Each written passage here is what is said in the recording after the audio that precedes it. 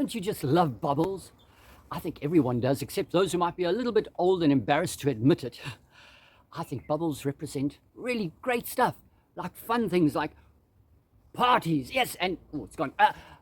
Money and things and great time, but it's all gone. Wait, it must mean more. Maybe good things, like what God has blessed us with. Yes, let's have a look. Oh yes, family. Oh, it's gone. And friends, education, nature. Oh, it's gone. Religion. It's gone. See, at the end of the day, we can take nothing with us. All these good things are left behind. And Jesus told a story. He said, there was a man digging in a field. When suddenly he struck something hard.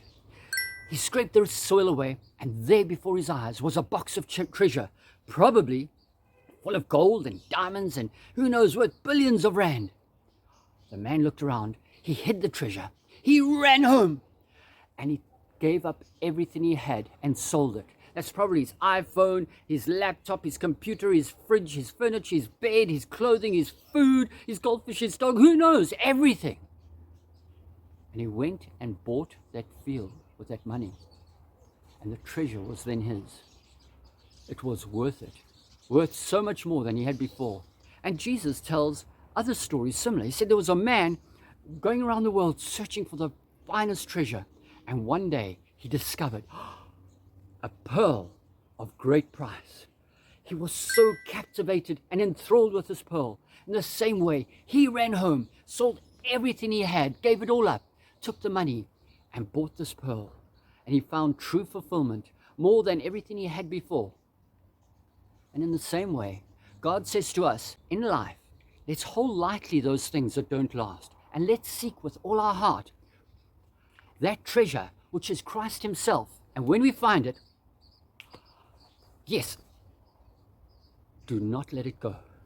And don't only know about it.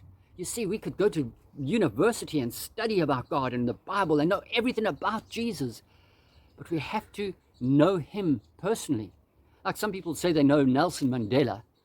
They've read his books and read his quotes and they've watched his movies, whatever. Unless they've walked with him and lived with him and communicated in a relationship with him, only then they will really know who he is.